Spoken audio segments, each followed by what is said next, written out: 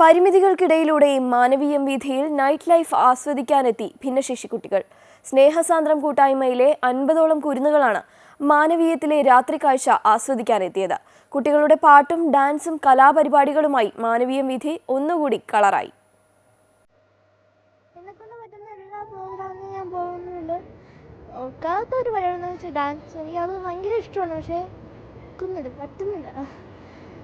അതിനുള്ള ഒരു വിഷമം എൻ്റെ മനസ്സിനകത്തുണ്ട്.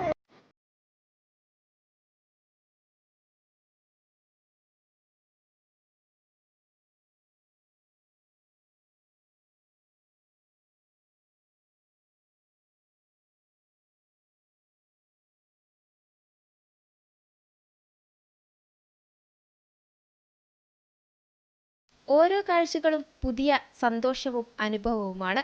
പരിമിതികൾക്കിടയിലൂടെയും പ്രപഞ്ചത്തെ മുഴുവൻ ആസ്വദിക്കാനാകുന്നു. സ്വപ്നങ്ങൾ ഒരുപാടുണ്ടെങ്കിലും അതിനിടയിലെ കൊച്ചു കൊച്ചു സന്തോഷങ്ങളാണ് ഇവർക്കിതൊക്കെയും. അങ്ങനെ യാത്രയെന്ന് കേട്ടപ്പോൾ ചാടിയിറങ്ങിയതാണ് ഈ കൊച്ചുമിടുക്കി.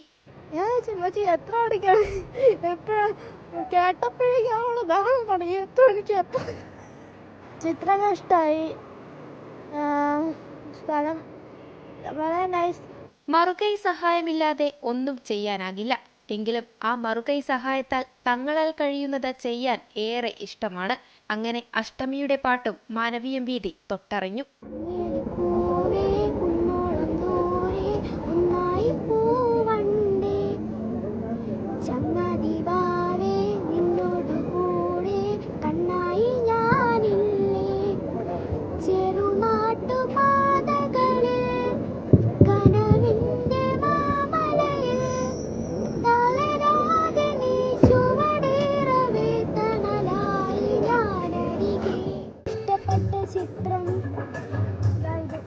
ഭിന്നശേഷി കുട്ടികളുടെ അമ്മമാരുടെ കൂട്ടായ്മയായ സ്നേഹസാന്ദ്രം ചാരിറ്റബിൾ ട്രസ്റ്റിന്റെ നേതൃത്വത്തിലാണ് കുട്ടികൾക്കായി ഇത്തരമൊരു രാത്രി കാഴ്ചയൊരുക്കിയത്.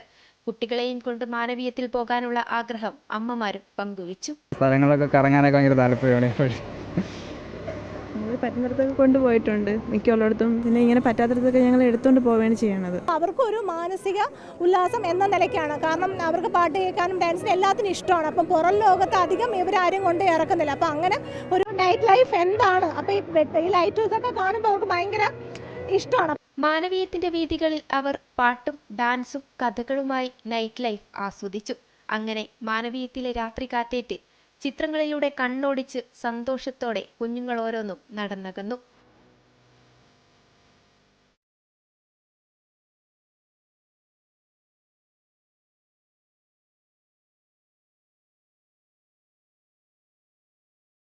ക്യാമറമാൻ ചന്ദ്രജോസിനൊപ്പം മാനസ മനോജ്, അമൃത ന്യൂസ്, തിരുവനന്തപുരം.